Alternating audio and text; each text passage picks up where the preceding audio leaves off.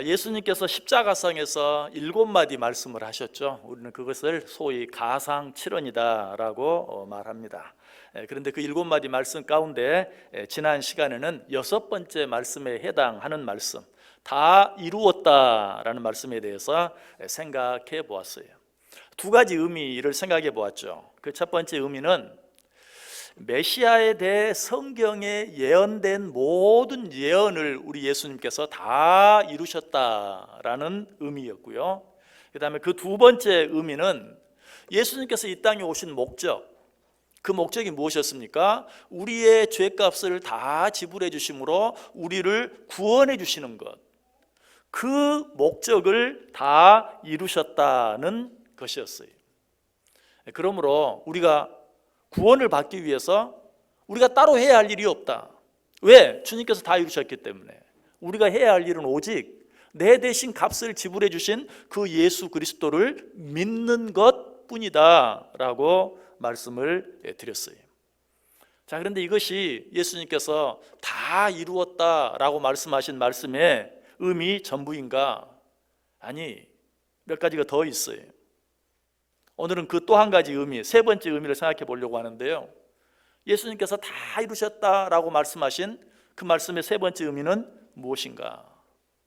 하나님과 우리 사이에 막혔던 길을 다시 터 놓으신 것이. 여러분, 예수님께서 다 이루었다라고 외치시는 순간에 어떤 일이 일어났습니까? 성소와 지성소를 가로막고 있던 휘장이 위로부터 아래까지 찢어져서 성소와 지성소가 하나가 되어지는. 여러분, 지성소는 어떤 곳입니까?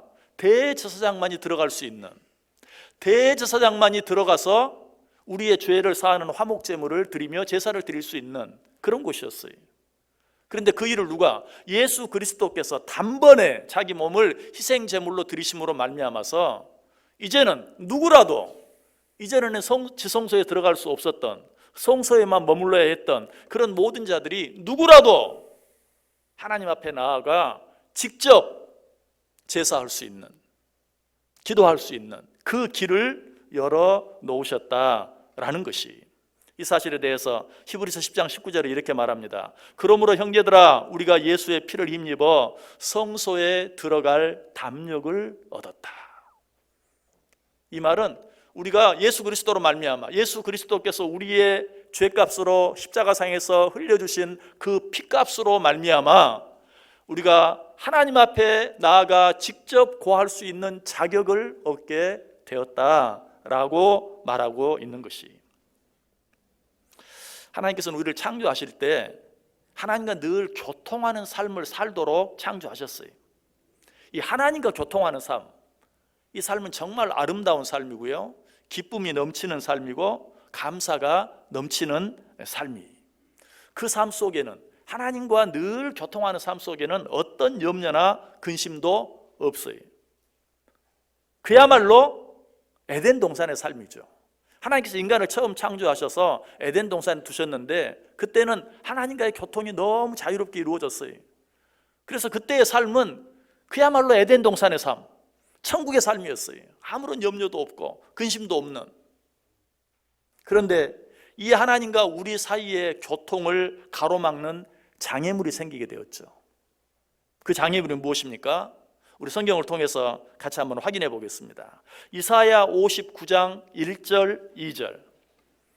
이사야 59장 1절 2절, 우리 자막을 보면서 한 목소리로 읽습니다.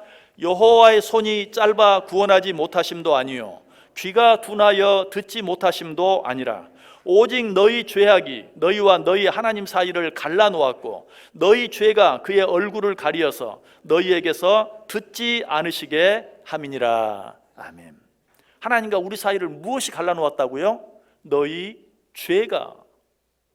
하나님이 인간을 창조하실 때는 아무런 죄가 없어서 하나님과 자유롭게 교통하는 그야말로 에덴 동산의 삶, 천국의 삶을 살 수 있었는데 아담과 하와가 죄를 지음으로 말미암아 그 죄가 하나님과 우리 사이를 갈라놓아 더 이상 온전한 교통이, 온전한 교제가 이루어지지 않게 되었다는 것이. 그런데 아담과 하와만 죄를 지었습니까? 그 원죄로 말미암아 우리 모두가 죄를 지었고, 원죄뿐만 아니라 우리 스스로 지은 죄로 인하여 하나님과 우리 사이가 갈라지게 되었어요. 더 이상 자유롭게 교제할 수 없게 되었어요. 혹시 우리들은 다 죄인이다, 우리 가운데 죄 없는 사람은 한 사람도 없다라는 말씀을 들을 때마다 여러분 마음속에 난 그럴지 몰라도 세상에 법 없이도 살만한, 정말 착하고 의롭게 살아가는, 다른 사람을 위해서 자기 자신을 온전히 내어주는 그런 사람들도 많이 있지 않는가라고 생각할지도 몰라요. 여러분, 그러나 엄밀하게 생각해 보면 이 세상에 정말 이성적으로 생각을 해도 죄 없는 사람은 한 사람도 없어요. 왜? 자, 성경이 뭐라고 말합니까? 살인하지 말라. 그 계명은 지키지 않는 사람보다 지키는 사람이 훨씬 많은 것 같아요. 적어도 제가 알기에도 여기에 그 계명을 범한 사람은 없는 것 같아요. 그러나 정말 그렇습니까? 아니죠. 예수님께서 가르쳐 주신 말씀에 의하면 사람을 칼로 찔러서 혹은 못으로 때려서 죽이는 것만 살인이 아니요, 형제에게 노하는 자나 형제를 욕하는 자는 이미 살인한 자다. 여러분, 이 계명에 걸리지 않을 자가 누가 있습니까? 또 간음하지 말라, 살인하지 말라는 계명보다는 조금 더 지키기가 어려울지 몰라도 그래도 많은 사람들이 지키며 살아가는, 이 세상에 안 지키는 사람보다 지키는 사람이 훨씬 더 많지 않을까라고 생각할지 몰라요. 그러나 역시 예수님이 또 뭐라고 말하고 있습니까? 마음속에 음욕을 품는 자는 이미 간음하였다. 여러분, 이 사실에서 자유로울 수 있는 사람이 누가 있습니까? 또 내 이웃을 사랑하라, 역시 살인하지 말라는 계명보다는 훨씬 지키기 어렵죠. 또 간음하지 말라라는 계명보다도 훨씬 지키기 어렵죠. 그러나 그래도 노력하고 있으면 소위 사람들이 성자라고 부르는 그런 사람들은 그래도 이 계명을 지키며 살고 있지 않을까. 그러나 역시 이 부분에 대해서도 예수님이 뭐라고 말하죠? 너희가 너희를 사랑하는 자를 사랑하면 무슨 상이 있겠느냐? 세리들도 그렇게 하지 않느냐? 그러므로 너희들은 하나님의 온전하심과 같이 온전하라. 다른 말로 하면 하나님이 너희를 사랑한 것처럼 너희도 그들을 사랑하라. 여러분, 우리가 그렇게 할 수 있습니까? 우리가 그렇게 할 수 있나요? 아들을 내어주기까지, 아들이 십자가에 달려 죽게 하기까지 우리를 사랑해 주신 그 하나님. 물론 손양호 목사님 같은 경우는 자기 아들을 죽인 원수를 사랑했어요. 그런데 그것도 이미 죽어버린, 이미 죽인 그 사람들을 용서함으로 받아준 거죠. 자기 아들을 죽이도록 다른 사람을 살리기 위해서 자기 아들을 죽음의 자리에 내놓은 것은 아니에요. 어떻게 우리가 하나님이 우리를 사랑하신 것처럼 다른 사람들을 사랑할 수 있습니까? 이런 것들을 생각하면 우리 가운데 살인하지 말라는 계명에 자유로운 사람이 아무도 없고, 간음하지 말라라는 계명에 자유로운 사람이 아무도 없고, 내 이웃을 내 몸과 같이 사랑하라는 말씀에 자유로운 사람이 아무도 없어요. 걸리지 않는 사람이 아무도 없어요. 우리 모두는 객관적으로 분명히 죄인이. 자, 이 말의 의미가 뭐예요? 우리 가운데 하나님과 온전히 교제하며 교통하며 살 수 있는 사람이 없다. 이 말을 다시 한번 바꾸면 이 세상에 스스로 행복하게 살 수 있는 사람은 아무도 없다. 왜? 하나님께서는 우리를 만드실 때 하나님과 온전히 교통함으로 참 기쁨, 참 행복을 누리며 살게 만들었어요. 그런데 죄가 그 사이를 갈라놓아 버렸기 때문에 이 세상에 더 이상 하나님과 마음껏 교통할 수 있는 자가 없게 되고, 그로 인해서 이 세상에 자기 노력으로, 자기 의로 스스로 행복하게 살아갈 수 있는 사람은 아무도 없다는 것이. 자, 그렇다면 우리는 이 사실 앞에 어때요? 절망할 수밖에 없죠. 그러나 기억하시길 바랍니다. 그 절망이 축복의 시작이에요. 여러분, 이 절망이 없으면 나는 이제 스스로 행복하게 살 수 있는 방법이 없구나, 나는 그런 자격이 없구나, 내가 할 수 있는 아무런 가능성도 없구나, 내가 아무리 노력하고 애써도 이 땅에서 진정으로 행복하게 살 수 있는 다른 방법이 없구나. 여러분, 이 절망이 있을 때 비로소 어떻습니까? 우리는 하나님 앞에 온전히 나아갈 수 있어요. 그리고 그 하나님을 만날 수 있어요. 이런 절망이 없는 사람, 아직도 내 속에 내가 조금 노력하면 될 것 같은 어떤 가능성이 남아있는 자는 아직도 하나님의 은혜를 온전히 받아 누릴 준비가 되어 있지 못한 것이. 키에르케고르, 철학자 키에르케고르가 이 사실을 깨달았어요. 그래서 그가 어떤 책을 썼습니까? 죽음에 이르는 병. 이 죽음에 이르는 병, 이건 다른 게 아니에요. 내게는 눈꽃만큼의 가능성도 없구나. 이게 바로 죽음의, 키에르케고르가 말한 죽음에 이르는 병이, 이 병에 이르렀을 때 비로소 어때요? 하나님을 바라볼 수 있게 돼요. 하나님께 나아갈 수 있게 돼요. 하나님을 만날 수 있게 돼요. 이 죽음에 이르는 병에 이르렀을 때 비로소 하나님께서 우리에게 제시하는 영생의 축복을 받아 누릴 수 있게 된다는 것이. 사도 바울이 그랬어요. 사도 바울은 자기 자신에 대해서 철저히 절망했어요. 디모데전서 1장 13절에 보면 내가 전에는 비방자요, 박해자요, 폭행자였다. 나는 정말 하나님 앞에 절대로 해서는 안 될 엄청난 죄를 지은 죄인이다. 여러분, 이 고백이 거기서 끝납니까? 아니죠. 바로 그 다음 절에 보면 죄인 중에 내가 괴순이라. 죄인 가운데 내가 최고의 죄인이다. 다른 죄인들과는 비교할 수 없을 만큼 엄청난 죄를 지은 자이다 라고 고백했어요. 바로 이 고백이 바울로 하여금 예수님을 만날 수 있는, 하나님을 만날 수 있는, 영원한 생명을 얻는 출발점이 될 수 있었던 것이, 나에게는 아무런 가능성도 남아있지 않다는 이런 절망 가운데 있는 우리들에게 소망을 주시기 위해서 바로 하나님의 아들 예수 그리스도께서 이 땅에 오신 것이. 그런데 우리는 예수님에 대해서 오해할 때가 참 많이 있죠. 예수님이 우리가 구원받기 위해서는 어떻게 해야 하는가, 구원받을 수 있는 방법을 가르쳐 주시기 위해서 오신 것처럼 생각해요. 그렇지 않아요. 또 네가 죄 용서함 받을 의향이 있느냐 없느냐 그것을 물어보기 위해서 오신 것처럼 생각하는 사람도 있어요. 그래서 결국 구원을 받느냐 받지 않느냐 하는 것이 나에게 달려있는 것처럼. 뿐만 아니라 예수님께서 이 땅에 오신 것은 죄를 지은 자들, 잘못한 자들을 벌하시기 위해서 오셨다고 생각하기까지 해요. 그러나 그 생각들은 다 잘못된 것이, 예수님께서는 왜 오셨어요? 우리의 죄값을 대신 지불해 주시고 그로 말미암아 우리를 구원해 주시기 위해서 오셨어요. 이 사실에 대해서 디모데전서 1장 15절이 말합니다. 미쁘다 모든 사람이 받을 만한 이 말이요, 그리스도 예수께서 죄인을 구원하시려고 세상에 임하셨다 하였도다. 예수님이 이 세상에 오셨다고요? 우리의 죄를 사하사 우리를 구원해 주시기 위해서. 이로 인해 우리는 우리의 모든 죄를 용서함 받고 구원함을 받게 되었어요. 자, 이것이 예수님께서 마지막으로 외치신 다 이루었다라는 말씀의 두 번째 의미라고 지난 시간에 이미 말씀드렸어요. 그런데 하나님께서는, 예수님께서는 거기서 그치지 않으셨다고 그랬죠. 거기서 한 걸음 더 나아가신다. 어디까지? 하나님과 우리 사이에 막힌 담을 완전히 헐어주시는 데까지. 여러분, 이게 얼마나 큰 은혜인 줄 아세요? 여러분 한번 생각해 보세요. 여러분에게 엄청난 액수의 돈을 빚진 자가 있다고 생각해 보세요. 여러분이 그 빚을 다 탕감해 줬어요. 그리고 나서 여러분은 뭐라고 말할까요? 내가 그 모든 빚 다 탕감해 줄게, 다 갚은 걸로 해줄게. 그리고 나서 뭐라고 말씀하실래요? 앞으로 나한테 연락하지 마, 앞으로 나 아는 척하지 마, 다시는 당신 볼 일 없을 거야. 그래도 큰 은혜죠.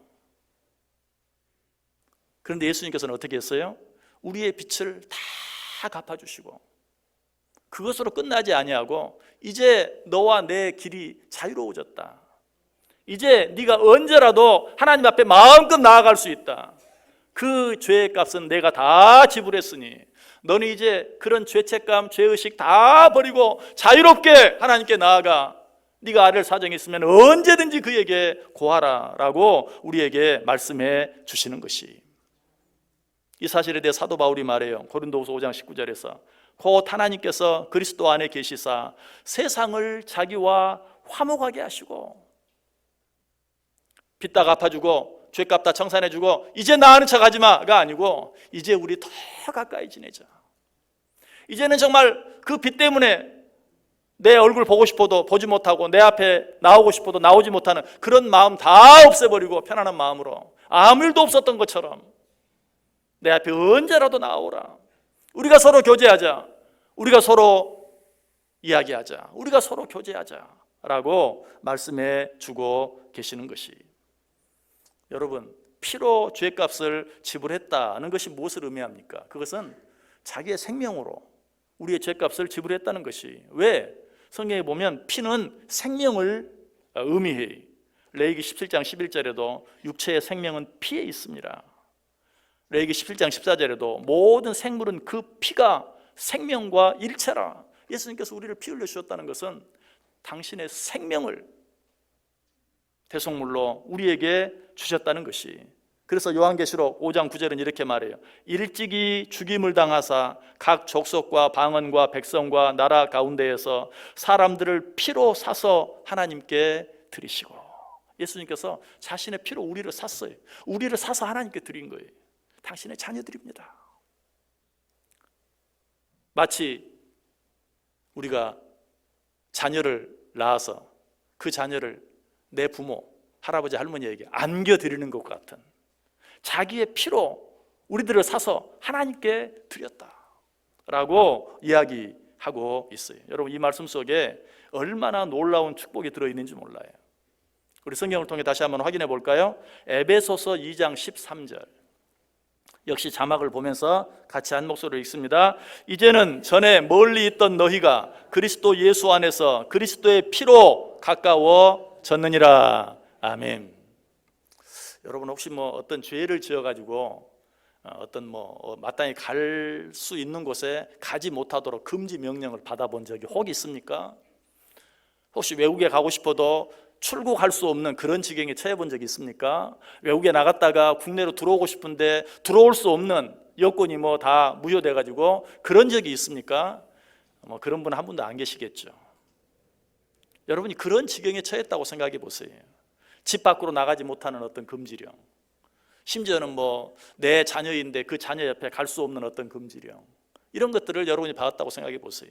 얼마나 답답하고 얼마나 힘들겠어요. 그런데 누가? 예수 그리스도께서 우리가 지은 죄로 인하여 하나님 앞에 나아가고 싶어도 나아갈 수 없었는데 예수 그리스도께서 당신의 피로 우리를 사서 하나님께 드림으로 말미암아 하나님과 우리 사이가 가까워졌다. 이제는 전에 멀리 있던 너희가 그리스도 예수 안에서 그리스도의 피로 가까워졌느니라. 믿으십니까? 믿으십니까? 이 사실에 대해서 히브리서 기자가 말해요. 그러므로 형제들아, 우리가 예수의 피를 힘입어 성소에 들어갈 담력을 얻었다. 아까 말씀드렸죠. 예수 그리스도의 피로 말미암아 하나님 앞에 나아갈 수 있는 자격을 얻게 되었다. 예수 그리스도께서 우리를 위해 십자가에 달려 피 흘려 죽어주심으로 하나님과 우리 사이를 가로막고 있던 죄의 장벽이 완전히 허물어지게 되었고, 그로 인해 우리가 직접 하나님께 나아가 고할 수 있는 길이 열리게 되었다는 것이. 그래서 히브리서 기자가 계속해서 말해요. 히브리서 10장 20절에 우리가 담력을 얻었다라고 말한 후에 그 길은 우리를 위하여 휘장 가운데로 열어놓으신 새로운 살 길이요 휘장은 곧 그의 육체니라. 예수 그리스도께서 당신의 피값으로 열어놓으신 그 길은 새로운 살 길이요 휘장은 그의 육체니라. 여러분, 정말 이 세상 살면서 하나님과 자유롭게 교제하고 교통하며 그 안에서만 누릴 수 있는 참 기쁨과 행복을 누리며 살기를 원하세요? 정말 예수 그리스도의 십자가의 은혜 가운데서 언제라도 하나님 앞에 나아가 우리의 모든 것들을 아뢰면 돼요. 예수님께서 이 일을 이루어 주신 것이, 그래서 지금 외치시는 것이 뭐라고? 다 이루었다. 이것은 우리가 하나님께 나아갈 수 있는 길을 이제 예수님께서 다 완공하시고 준공 선언을 하시는 것과 같아요. 다 이루었다. 이제 하나님께 나아갈 수 있는 길이 완전히 뚫렸다. 너희는 주저하지 말고 망설이지 말고 언제라도 그 하나님께 나아가라. 자, 그렇다면 이 놀라운 은혜를 받은 우리들이 이제부터는 어떻게 살아야 할까요?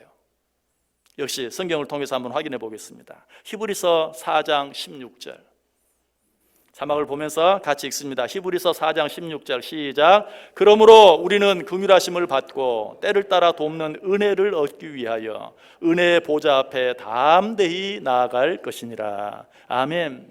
은혜의 보좌 앞에 나아갈 수 있는 담력을 얻었으니 그 은혜의 보좌 앞에 담대히 나가기만 하면 되는 거예요. 주저할 필요가 없어요. 머뭇거릴 필요가 없어요. 예수님께서 우리의 죄값을 다 지불하셨어요. 여러분, 누가 나를 위하여 어떤 물건을 사서 어디에 맡겨 놓았다면 내 주머니에 돈 한 푼도 없어도, 내게 어떤 크레디트 카드 없어도 가서 달라고 하면 돼요. 누가 돈을 내고 사놓은 물건 있죠? 맡겨놓은 물건 있죠? 그거 주세요. 구하면 돼요.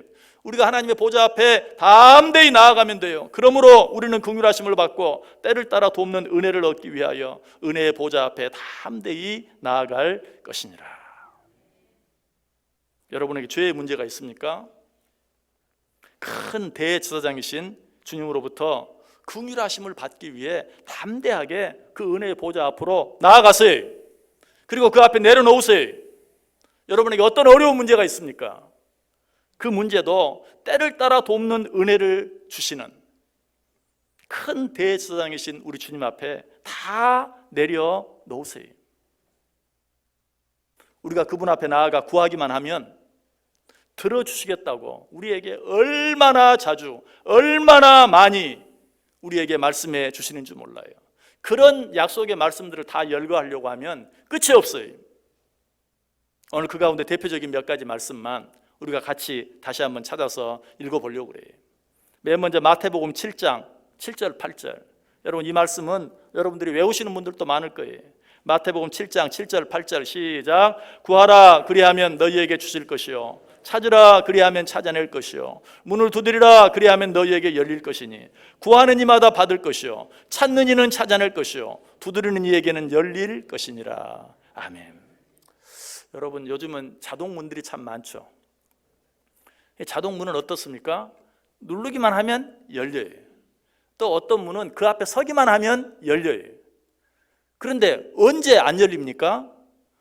여기를 누르시오라고 써져 있는데도 안 누르고 있으면 문이 안 열려요. 또 그 앞에 가 서기만 하면 되는데 그 앞으로 나아가지 않으면, 한 걸음 나아가지 않아서 문이 안 열릴 수도 있어요. 지금 그렇게 이야기하고 있어요. 구하라 그리하면 주실 것이요, 찾으라 그리하면 찾아낼 것이요, 두드리라 그리하면 열릴 것이니 구하는 이마다 받을 것이요, 찾는 이가 찾아낼 것이요, 두드리는 이에게 열릴 것이니라. 그런데 왜 너는 누르면 되는데 왜 누르지 않느냐? 한 걸음만 앞으로 나오면 되는데 왜 나오지 않느냐? 라고 말하고 있는 것이. 자, 요한복음 14장 13절 14절 말씀 같이 읽습니다. 너희가 내 이름으로 무엇을 구하든지 내가 행하리니 이는 아버지로 하여금 아들로 말미암아 영광을 받으시게 하려 함이라. 내 이름으로 무엇이든지 내게 구하면 내가 행하리라. 아멘. 내 이름으로 무엇이든지 내게 구하면 내가 행하리라. 여러분, 우리가 무엇을 구하고 그 구하는 것을 받는 것이 우리에게만 유익이 되는 것이 아니라 그것이 예수 그리스도로 말미암아 하나님께 영광이 되는 일이라고 말해요. 하나님이 기뻐하시고 그것을 통해서 영광을 받으신다는 거예요. 여러분이 사실 모든 일을 할 수 있는 어떤 능력이 있다면 누가 나에게 와서 이 일 좀 도와주세요 라고 말하면 내가 으쓱해지는 거예요. 지금 하나님이 그렇다는 거예요. 너희가 내게 와서 구하면 내가 그것을 너희에게 주겠다. 단순히 너희만을 위해서가 아니라 내 영광을 위해서라도 내가 그렇게 하겠다. 여러분, 그런데 왜 우리가 하나님 앞에 구하지 못하겠어요? 왜 하나님 앞에 나오지 못하겠어요? 나만 위한 것이라면 아유 좀 죄송한데요 이런 말이라도 덧붙여야 되지만 하나님 앞에서는 그럴 필요가 없다는 것이, 내가 구하는 그 일을 통하여 하나님의 영광을 받으신다는 거예요. 자, 요한복음 15장 7절 말씀 같이 읽습니다. 너희가 내 안에 거하고 내 말이 너희 안에 거하면 무엇이든지 원하는 대로 구하라. 그리하면 이루리라. 아멘. 여러분 안에 예수 그리스도가 계십니까? 계십니까? 그렇다면 무엇이든지 원하는 대로 구하라. 누구의 이름으로? 예수 그리스도의 이름으로 구하라. 바로 그 다음 절에 말해요. 요한복음 16장 24절. 요한복음 16장 24절 시작. 지금까지는 너희가 내 이름으로 아무것도 구하지 아니하였으나 구하라 그리하면 받으리니 너희 기쁨이 충만하리라. 아멘. 왜 내 이름으로 구하지 않느냐? 너희로 하여금 하나님 앞에 마음대로 나아갈 수 있도록 내가 내 피값으로 너희 죄의 값을 다 지불하지 않았느냐? 왜 내가 너희를 위하여 그 흘린 피를 무효하게 만드느냐? 의미 없게 만드느냐?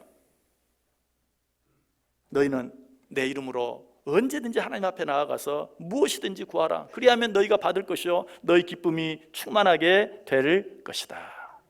여러분, 하나님께서 우리를 위해 닦아놓으신 그 길, 여러분 가끔 요즘 운전하면 어때요? 얼마나 길들이 잘 뚫려 있습니까? 그 길들을 달리면서 얼마나 기분이 좋아요. 야, 우리나라 정말 길 잘 만들어놨어 하면서 드라이브도 하고 즐기죠. 주변의 아름다운 경치들도 보죠. 하나님, 예수 그리스도께서 정말 하나님과 우리 사이에 뚫어놓은 그 길을 마음껏 달리면서 언제라도 그 길로 나아가서 우리가 필요한 것들을 아뢰므로 말미암아 너희 기쁨이 충만하게 될 것이다. 이 기쁨을 받아 누릴 수 있기를 바라요. 우리가 어떤 상황 가운데 있다 할지라도 이 하나님께 기도하기만 하면 돼요. 왜? 예수님께서 그렇게 되도록 다 이루어 주셨기 때문에. 하나님 앞에 나아갈 때 혹시라도 이전에 여러분이 어떤 죄를 지었다 할지라도 염치 없고 부끄럽다, 내가 어떻게 그렇게 할 수 있을까, 주저할 필요가 없어요. 머뭇거릴 필요가 없어요. 담대하게 나아가는 것이 나를 위해 죽어주신 예수님의 은혜를 은혜되게 하는 것이, 그것이 예수님을 기쁘게 하는 것이요, 그것이 하나님께 영광이 되는 것이다. 여러분, 우리가 어떤 어려움 가운데 있다 할지라도 하나님께 구하면, 우리가 불 가운데 있다 할지라도 그 불이 우리를 태우지 못하도록, 우리가 물 가운데 있다 할지라도 그 물이 우리를 삼키지 못하도록, 우리가 사막에 있다면 그 사막에 강을 내서라도, 또 우리가 광야 가운데 있다면 그 광야에 물을 내서라도 하나님이 우리와 함께 하시고 우리를 도와주시고야 마시겠다고 약속하고 있어요. 그리고 그 약속 뒤에 뭐라고 덧붙이시는 줄 아세요? 승냥이와 타조들까지도. 무슨 말이냐면 하나님을 알지 못하는 이방인들까지도, 야, 저들이 믿는 하나님이 진짜 하나님이구나, 나도 저 하나님 믿고 싶다라고 하나님께 영광 돌리게 만들겠다. 어떻게 하면? 우리가 하나님 앞에 나아가 모든 것을 구하기만 하면, 내가 그것을 이루어 줌으로 말미암아 하나님을 알지 못하는 자들까지도 하나님께 영광 돌리게 만들겠다라고 약속하고 있어요.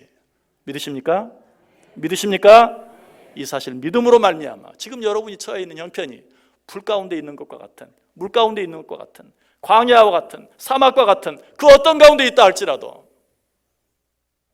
예수님께서 내게 베푸르신 그 은혜를 생각하며 담대하게 하나님 앞에 나아갈 때 그 가운데서 우리로 하여금 자유함을 허락해 주시고, 치유의 은혜를 허락해 주시고, 회복의 은혜를 허락해 주시고, 새롭게 해주신 은혜를 허락하시고, 그로 말미암아 하나님 자신이 영광을 받으시고 내게는 기쁨이 충만해지는 그 놀라운 은혜를 받아 누리며 살아가는, 예수님의 은혜를 은혜되게 하는, 십자가의 은혜를 은혜되게 하는 저와 여러분들 다 되시기를 주님의 이름으로 간절히 축원합니다.